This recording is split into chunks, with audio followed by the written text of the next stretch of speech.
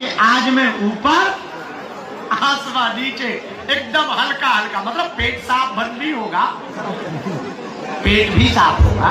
जब भोजन कम पाओगे बढ़िया रहो। 3 दिन साधना करोगे हमारे साथ। 5 स्टेप में साधना कराते हैं, 5 स्टेप में, और उसमें एक साधना तो बहुत पावरफुल है, निर्विचार ध्यान, नो माइंड मेडिटेशन, बहुत पावरफुल है। और 5 स्टेप में है, ब्रेन का पुर्जा पुर्जा हिला दिया जाता है। और विदाउट टच, न हम आपको स्पर्श करेंगे न मेडिसिन देंगे, ओनली मेडिटेशन से ही होगा।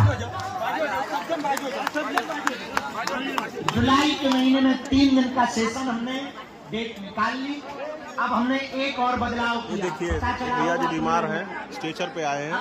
कम से कम आप सब देख सकते 8-10 दिन हम बाबे से ध्यान पर रहेंगे।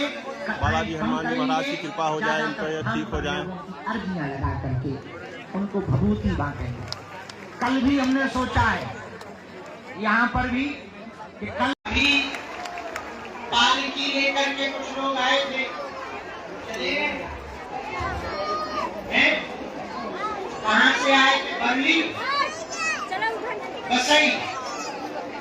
बसई से पालकी लेकर बागेश्वर बालाजी की आए। हमने कहा ये पालकी क्यों लाए हो?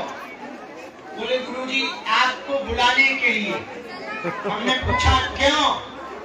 बोले गुरुजी वहाँ धर्मांतरण बहुत है। हम उनको तो नहीं कह पाए, पर अब कह रहे चिंता ना करो, हम बसई भी आएंगे और धर्मांतरण करवाने वालों की ठगली भी डालेंगे। वहाँ कथा भी सुनाएंगे, दरबार भी लगाएंगे और घर वापसी भी करवाएंगे।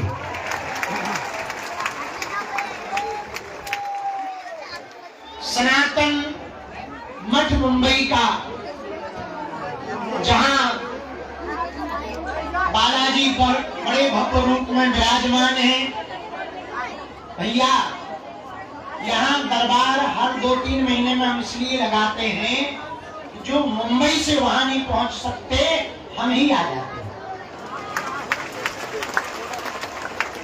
ताकि ज्यादा से ज्यादा लोगों का भला हो, ज्यादा से ज्यादा लोग सनातन से जुड़े। यहाँ से लोग मजदूरी छोड़कर, काम छोड़कर, आप लोग बागेश्वर धाम जाते थे, 10-10 हजार रुपया किराया लग जाता था, 5-5, 6-6 दिन रुकना पड़ता था। अब यहाँ बहुत बढ़िया है, 2 महीना में हम आते हैं, भभूति भी बांटते, दरबार भी लगाते, सामूहिक अर्जी भी लगाते, पर्चा भी बनता, सामूहिक अर्जी भी लगती, और लोगों का बालाजी की कृपा से कल्याण भी हो जाता। करने और कराने वाले तो बालाजी हैं। जो हो रहा वो बालाजी की प्रेरणा है, जो होगा वो भी बालाजी की कृपा से। ताक लो, एक बात तुम याद रखना अपने जीवन में, चारों तरफ ये जो माया है वो बालाजी की ही माया है। किसकी माया है? जोर से बोलो, बालाजी की। चारों तरफ बालाजी की ही माया है, सब जगह बालाजी ही कृपा कर रहे। देखो समुद्र में पानी है, वही पानी बादल बन जाता, बोलो हाँ या ना? वही बादल बनकर के बूंद से बरसता, बोलो हाँ या ना? वही बूंदों का पानी नदियों में जाता, और वही नदियां फिर समुद्र में मिल जाती। पूरा गोल है। बादलों में पानी कहां से आता? बोलो बोलो, समुद्र से। और जो पानी बरसता वो कहां से आता? बादलों से। अब वो जब बरसता पानी तो कहां जाता? नदियों में। पर नदियां कहां जाती? समुद्र में। ऐसे ही भगवान की कृपा है। भगवान की कृपा भी सब जगह है। हम में भी राम है, तुम में भी राम है। पुराना मानना। हम अक्सर एक विचार कहते हैं, लोग हमसे कहते हैं कि आप जगाने की बात क्यों करते हो? हम कहते हैं पागलो, सांप हमारे भी बिस्तर के नीचे है, सांप तुम्हारी भी बिस्तर के नीचे है, बस अंतर इतना है हमने सांप देख लिया है और तुमने देखा नहीं, इसलिए तुम सो रहे हो। हम इसलिए बेचैन हैं क्योंकि हमने देख लिया, और तुम इसलिए बेचैन नहीं हो क्योंकि तुम सो रहे हो। इसलिए मेरे पागलों, जीवन का मतलब जीना है, सनातन का मतलब जीना है। जिसे जीना आ गया उसे जीवन का अध्यात्म समझ आ गया। अध्यात्म का मतलब पूजा पाठ करना, तिलक लगाना, चंदन लगाना, मंदिर जाना, ये आध्यात्मिक नहीं है। आध्यात्मिकता का मतलब है हर परिस्थिति में मुस्कुराना और जीवन में अध्यात्म को उतार लेना ही अध्यात्म। ज्यादातर लोग पूजा पाठ को अध्यात्म समझते हैं।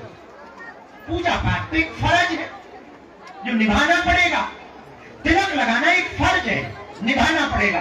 अध्यात्म का मतलब जीना, और जिसे जीवन जीना आ गया, और अध्यात्म में जिया कैसे जाता, भले कितनी भी परिस्थिति हो, कितनी भी विपरीत स्थितियां हो, जीवन जीना तो अर्जुन की तरह देखो। महाभारत में अर्जुन भगवान कृष्ण के साथ बैठे हैं, महाभारत का युद्ध चल रहा है, लेकिन जरा विचार करना मेरे पागलों, महाभारत में सबकी नजर युद्ध पर है, पर अर्जुन की नजर केवल कृष्ण पर है। अर्जुन की जीत इसीलिए हुई कि अर्जुन ने केवल कृष्ण को चुना। किसको चुना? जरा जोर से बोलो, अरे जरा जम के तो बोलो। अर्जुन की जीत इसलिए हुई कि अर्जुन ने केवल कृष्ण को चुना, केवल परमात्मा को चुना, इसलिए महाभारत के युद्ध को जीत गए। कौरव हार गए, पांडव जीत गए। और तुम भी अपनी जिंदगी में जीतना चाहते हो तो संसार को महाभारत समझो और अपने परमात्मा को कृष्ण समझो। तुम्हारी नजर केवल परमात्मा पर रहेगी तो तुम्हारे विरोधी कितने भी रहे, जीत तुम्हारी ही होगी।